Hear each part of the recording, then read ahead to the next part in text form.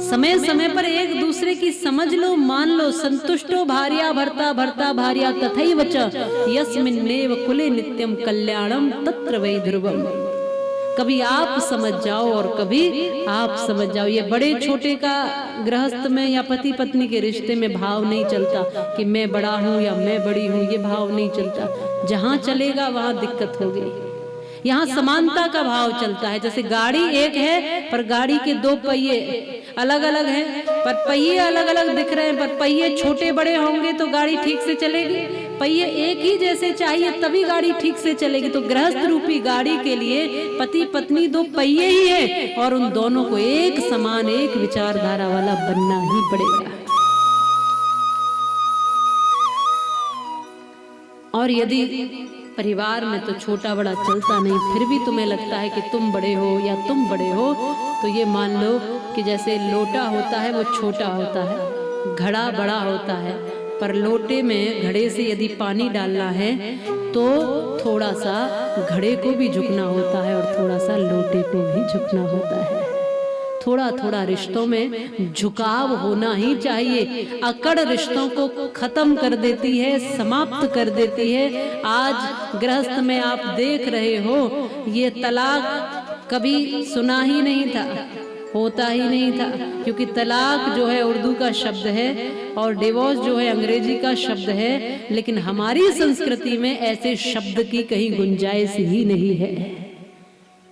कभी कोई रिश्ता टूटता था ही नहीं। यदि होता तो कोई ना कोई मंत्र श्लोक ऐसा जरूर होता कि देखो जैसे पंडित जी विवाह बंधन बांधते हैं, फिर कभी तोड़ना पड़े तो कोई मंत्र ऐसा जरूर ऋषि मुनि बनाते ही, लेकिन वैसा कहीं कुछ बनाया नहीं। माने यहाँ वो संस्कृति है कि जो रिश्ता एक बार जुड़ जाता है वो जीवन पर्यंत जुड़ा रहता है। यहाँ टूटने की कोई गुंजाइश है ही नहीं। यहाँ जुड़ते ही लोग अपने हृदय से, स्वार्थ से नहीं जुड़ते थे लोग। आज तो विवाह भी स्वार्थ से, लेन देन से चल रहे हैं, सौदेबाजी से चल रहे हैं। आज आप वर थोड़ी देखती हो बेटी के लिए, सबसे पहले बैंक बैलेंस देखती हो, पैसा कितना है, घर क्या है, नौकरी कितनी बड़ी है, कितना बड़ा पैकेज है इस लड़के का, वो देखती हो। फिर बाकी थोड़ा बहुत पियक्कड़ भी है तो बोले कोई बात नहीं। अब तुमने देख लिया पियक्कड़ और उसके साथ बहुत सी संपत्ति देख ली तो ये सब पी जाएगा, घर भी पी जाएगा, बैंक बैलेंस भी, नौकरी भी, और यहाँ तक तुम्हारी बेटी के लिए तुमने जो जेवर बना बना के रखे सबको पी जाएगा, छोड़ेगा कुछ नहीं। फिर कहाँ सुख? चाहते हो कि सुखी हो जाए बिटिया हमारी, सब माता पिता यही चाहते हैं। और सुख कहाँ ढूंढ रहे हैं? घर में। घर सुख देगा उसको, नौकरी सुख देगी। माना कि ये साधन जरूरी है व्यवस्थित रहने के लिए, लेकिन सबसे पहले जो जरूरी है उस पर हम ध्यान कम देते हैं और बाकी चीजों पर ध्यान ज्यादा देते हैं। बहुत बढ़िया, बहुत अमीर है तो क्या हुआ, पहले वर है बाद में बाकी सारी चीजें। पहले ऐसे ही रिश्ते जुड़ते थे, विचार मिलते थे, मन मिलते थे, भाव मिलते थे, जैसे जैसे होते थे वर और वधू पहले उनको मिलाया जाता था, वो होते थे जैसे, फिर बाकी सारी चीजें तो अपने आप व्यवस्थित हो जाती थी और कर ही लेते थे। व्यक्ति साधन तो कभी भी जुटा सकता है,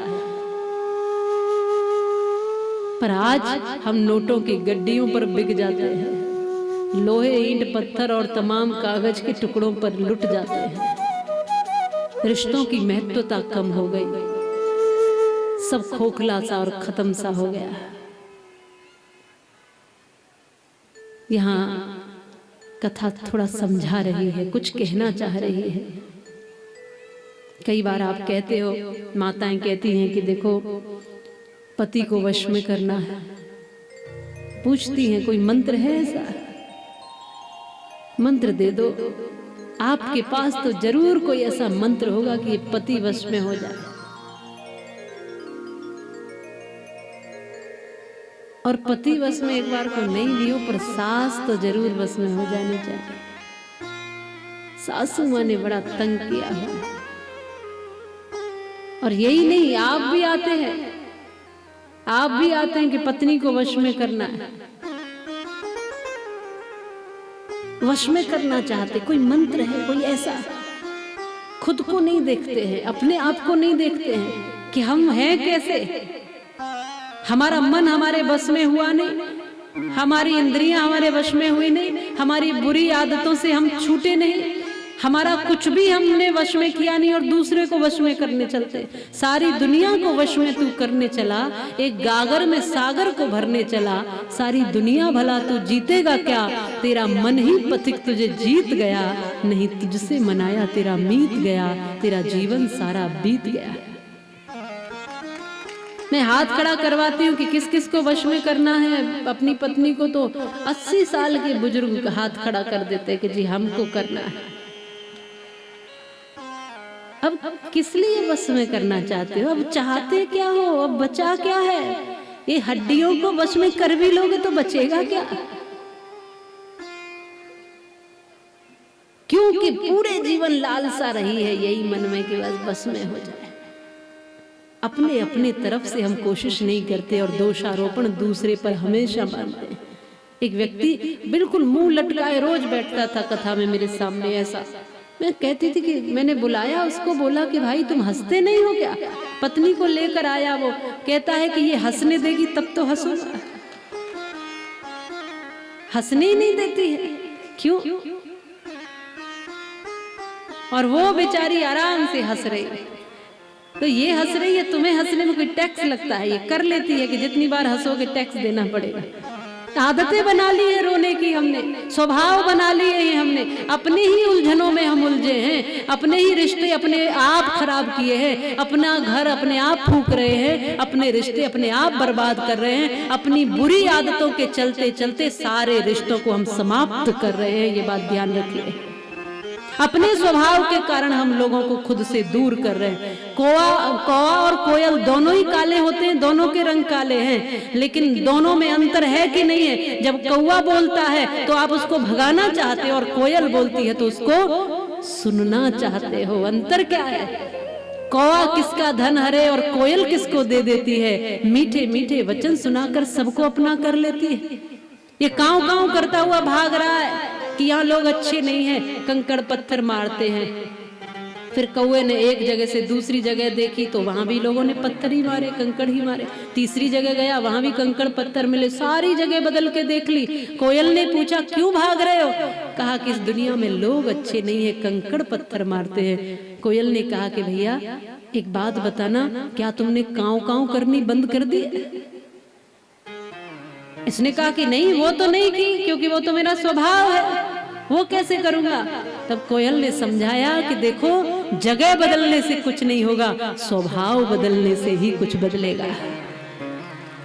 तुम कितनी भी जगह बदल लेना, कंकड़ पत्थर ही मिलेंगे जब तक कांव कांव बंद नहीं करोगे। तो हमारे स्वभाव में कांव कांव हो गई, स्वभाव कर्कश हो गया है, वाणी कर्कश हो गई है, भाव कर्कश हो गए हैं, कटु बोलते हैं, कड़वा बोलते हैं, आदतों के शिकार हैं, गुलाम हैं बुरी आदतों के। अपने ही उलझे हुए उलझाए हुए सब बंधनों में खुद ही फंसे हुए हैं। इसलिए दुनिया में कोई किसी को न सुख देता है न दुख देता है। हमारे ही किए हुए कर्म और बनाई हुए कुछ आदतें हमको दुख और सुख देती है।